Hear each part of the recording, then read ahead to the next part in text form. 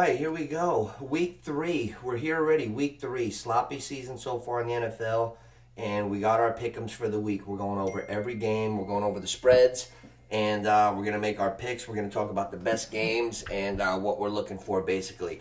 Guys, I do this channel mainly. I love doing the videos. I love reporting. I love doing my picks. But the live streams on Sunday mornings, I've reconnected all the fellas. What are we doing on Sunday mornings? No matter if you're wife and kids, no matter if you're in Florida, New York, New Jersey, Chicago, everybody who loves football is home on a Sunday morning. So we created this lane to get everybody together. It's interactive. We talk about the games, what we're going to do for the same game parlays, who we like. We go over fantasy football start sits from 12 to 1.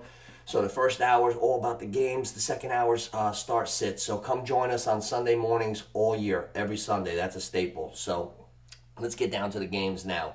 Going down the list, a couple of these games really speak to me because there's already subplots here. Let's get right to it. The Chargers, okay? The Chargers are on thin ice right now. Their coach Staley. I'm predicting. First of all, let's go down memory lane real quick. The Chargers were up 21-0 to Jacksonville in the playoffs. Blew the game in the playoffs last year. Lost. They start now, and they didn't fire the head coach Staley.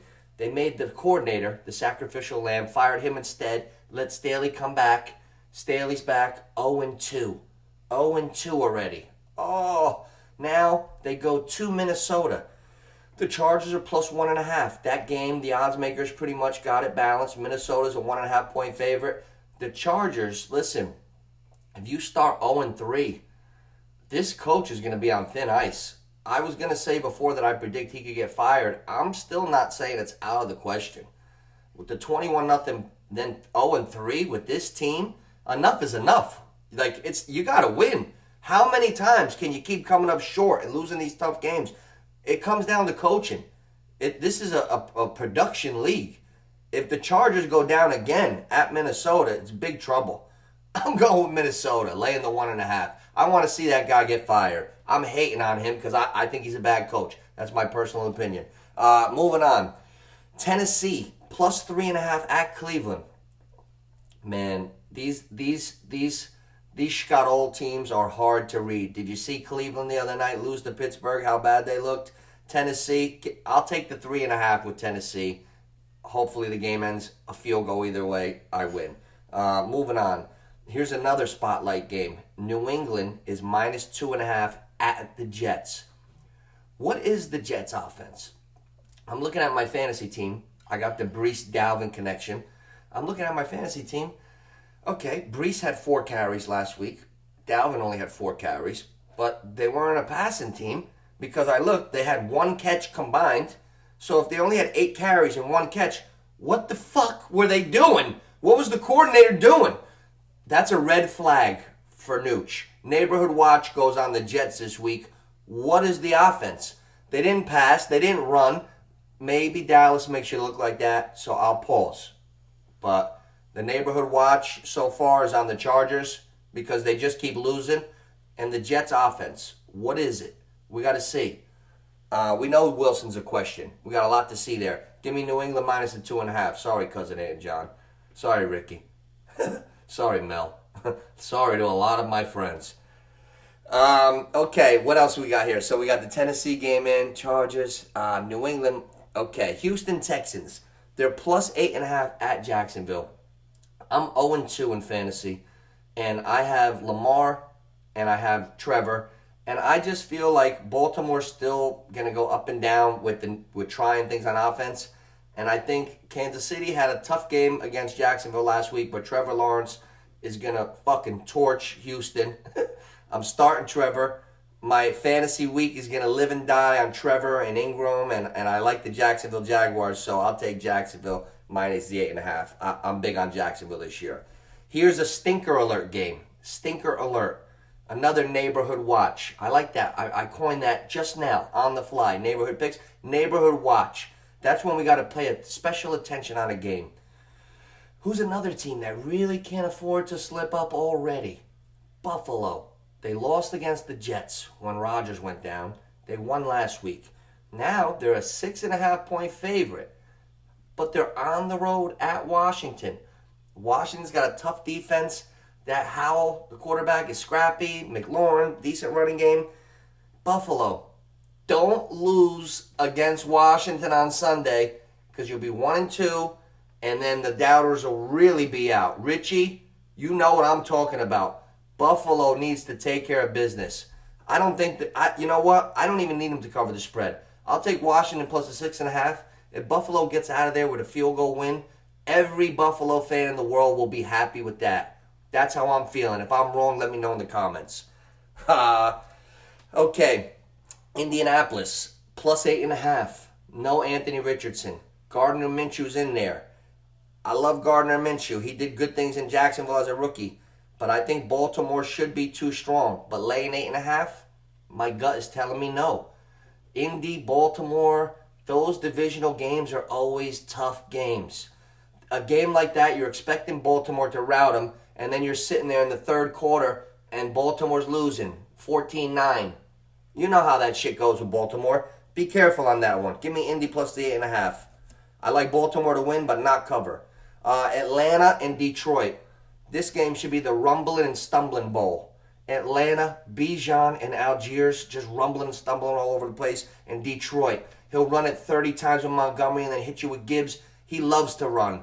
This game is going to be a smash mouth game. Atlanta's a 3-point road favorite. Who the hell is Atlanta to be a 3-point road favorite? Why don't they just disrespect Detroit a little more? They beat the Chiefs. They lost to a tough Seattle team. We know Seattle's a perennial powerhouse with Pete Carroll. 1-1. Now they're back home. Why aren't they the 3-point favorite?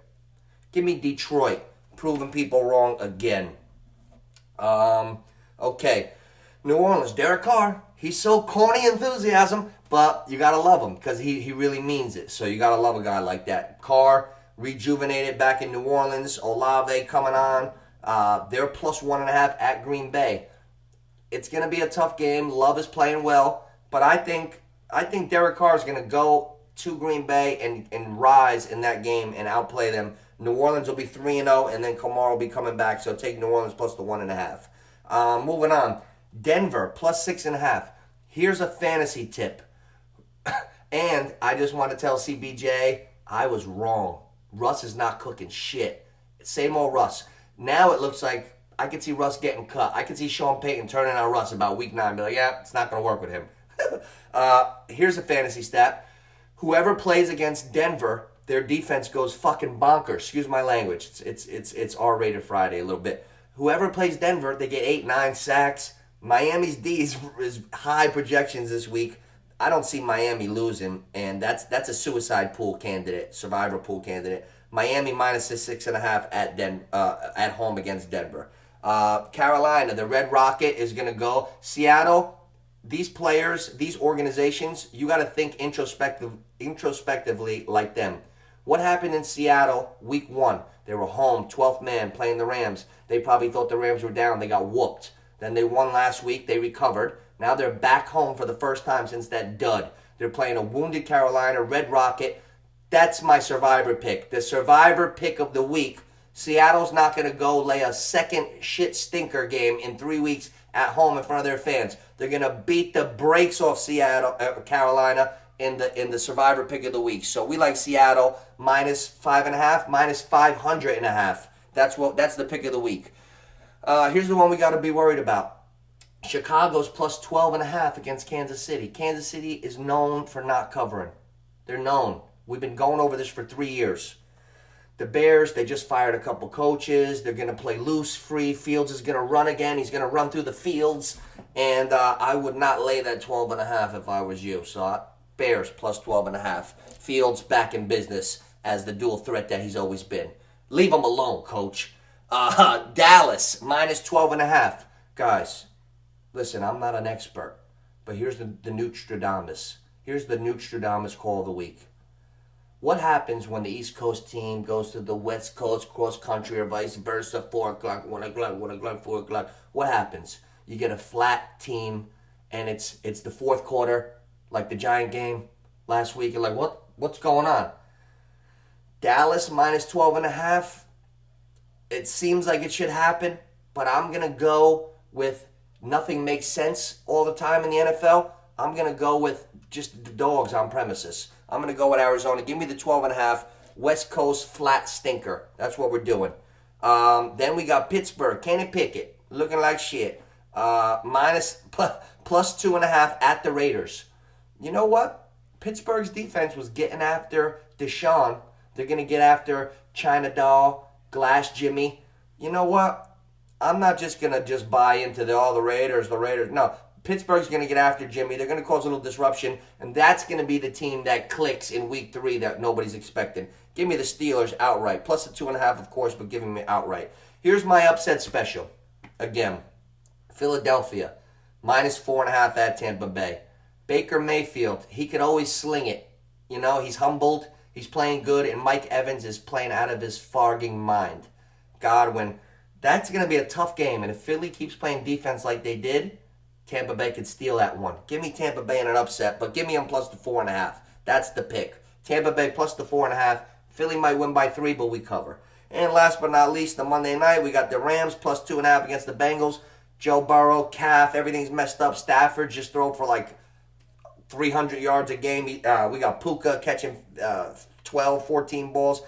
McVay is a little genius. If the Bengals are down, give me the Rams in an upset. And I'm NOOOCH. That's the week 3 picks, neighborhood picks. Sunday morning live stream was just a good time, radio style, always good vibes, and we're always having a blast. I love talking sports to my boys. Love you guys. I'll see you Sunday morning. Peace.